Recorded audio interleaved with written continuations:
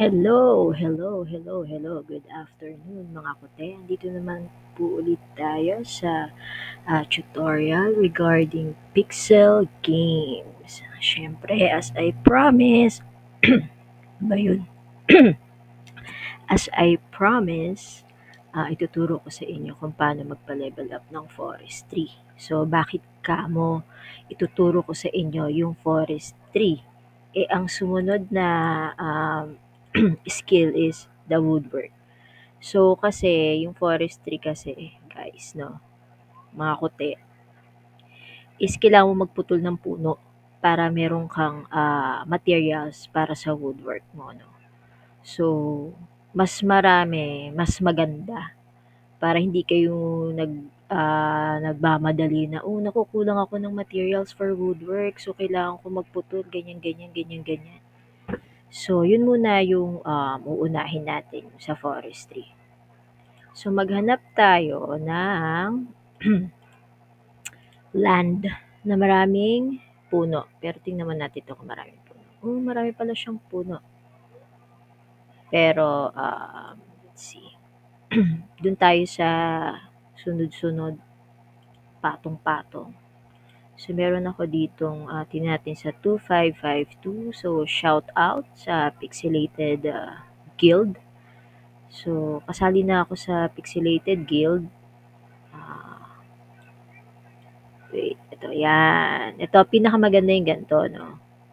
Para sunod-sunod na lang yung pagpuputol mo. Siyempre, kailangan nyo ng axe. Okay, here's the axe. So, tingnan muna natin pala kung ah, wait, tingnan natin kung ilang experience. So, meron pa tayong 110 na kailangan na experience para mag-level 2 ang ating forestry. So, ang isang chop, isang wood or softwood is, I'm not mistaken, siguro mga 1 XP or 2 XP. Let's see. So, ganito lang ang gawin nyo para makakuha rin kayo ng mabilisan, no? Mabilisan kayong kasi kung pa isa-isa lang, parang, 'di ba, it will take time pa. So, ganito lang, yan, click nyo lang yan. So, 6 chops ang kailangan. Yan, okay. Click nyo lang yan na mabilisan. Parang super leveling yan. So, makikita nyo may natira pa, no? Yung pinakaugat. Pwede nyo pa rin yung putulin. Ganun ulit. Huwag kayong mag-alala pag naubos natin yung puno. Tutubo pa po yan. Yan. So, after nyo siyang maputol, pwede nyo i-click to, no, yung mga wood. Or, ganyan. Kung kung mobile lang yung gamit nyo, so, ganyan lang. So, tingnan natin So, 118. Pag kinuha ko tong isa, tingnan natin kung ilan yung madadag.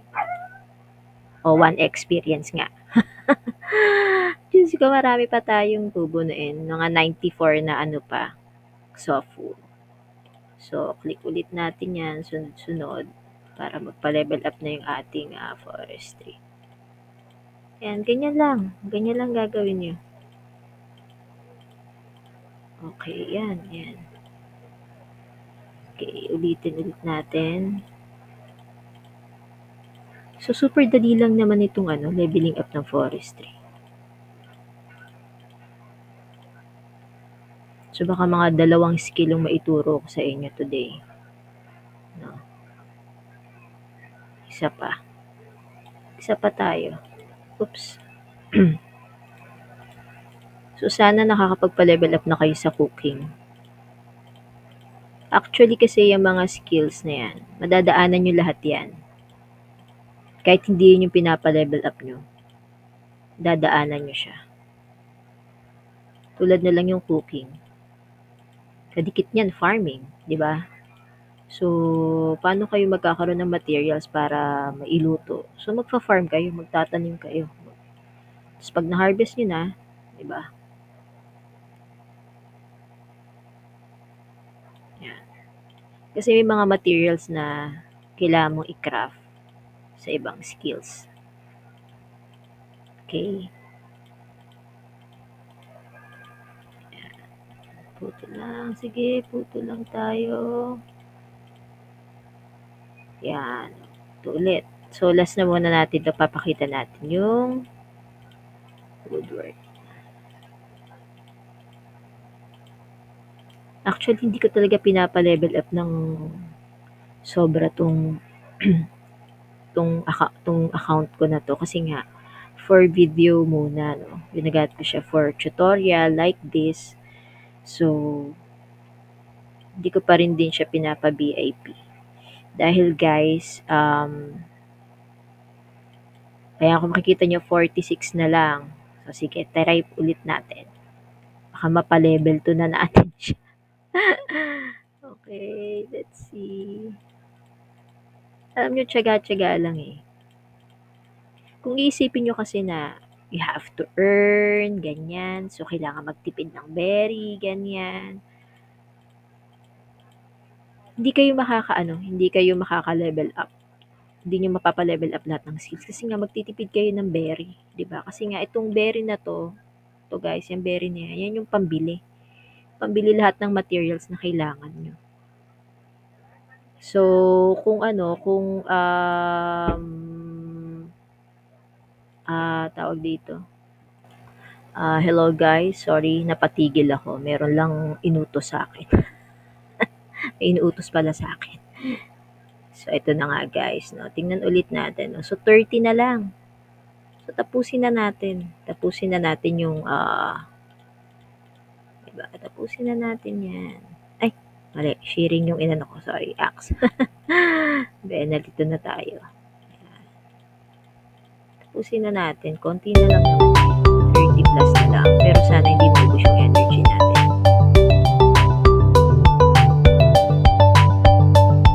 Meron pa tayong 350 energy. So, kaya pa yan. Kaya pa yan.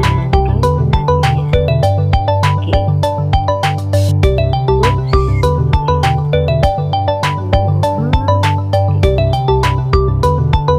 Ayun, no, nakikita nyo, maangat na yung ano natin. Yung yellow.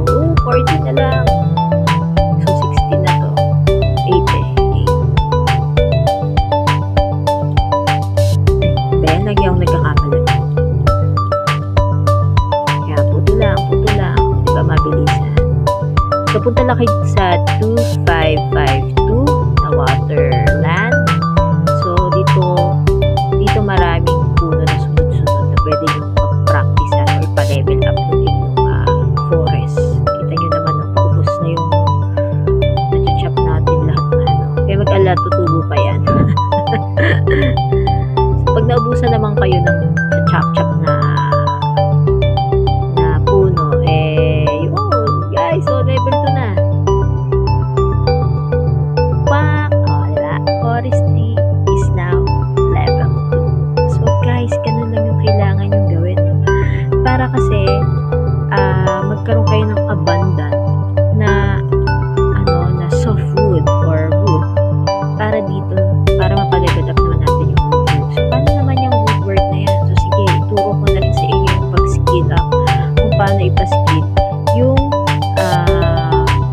woodwork. Okay, tingnan lang natin. Okay, quest. So, isa pa yan. Kailangan yung mag-quest. Okay? Type Terravita. So, kailangan yung mag-quest. Kasi, pag hindi kayo mag-quest, hindi tataas yung reputation score nyo or trust score. Next time po natatalakayin about yung trust score. Kailangan muna nating mapaskill up yung inyong mga skills kasi kailangan to bago pa dumating yung chapter 2.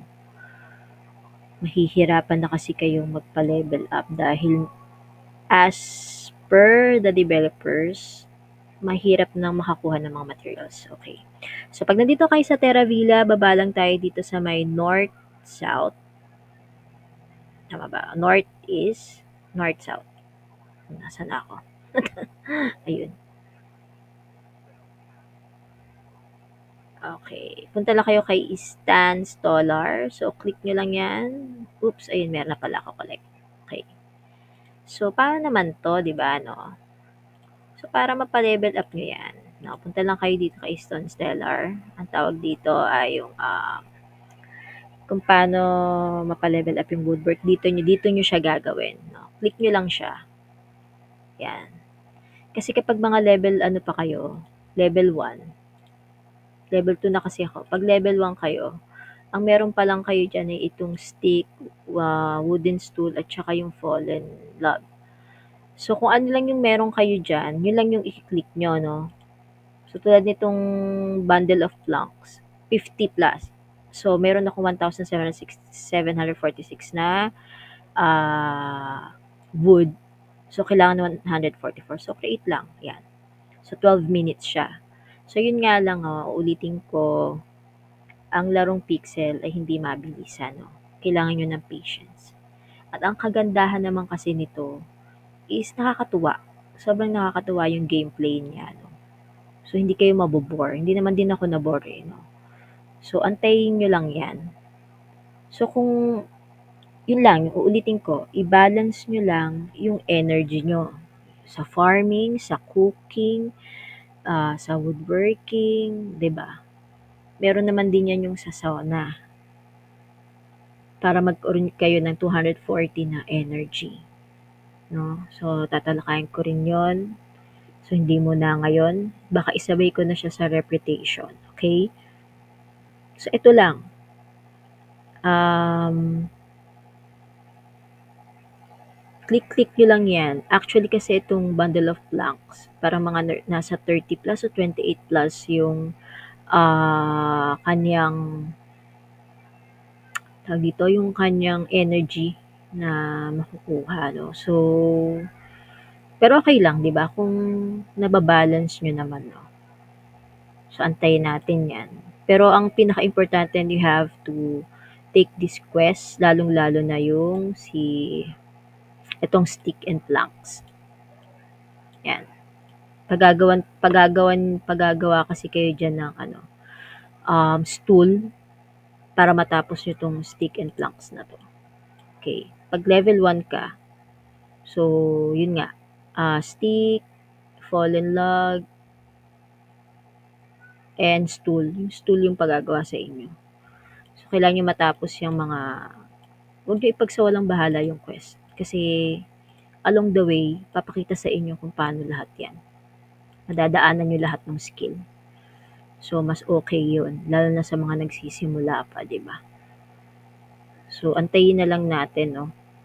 Yan, mag-ano lang kayo. Bundle of planks kasi, di ba, para mapataas nyo itong woodwork nyo. So, I have 267 pa. So, kailangan ko ng mga 5 or 6 pang bundle of planks para mag-level 3 na siya.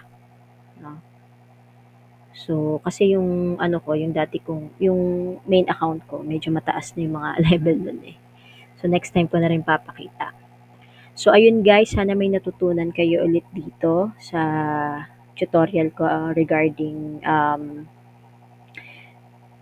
pixel. Yun lang po, maraming salamat. Please do subscribe, okay? Sa sunod pa, para sa susunod na videos, ma-notify kayo. Thank you very much. God bless you all. Bye-bye!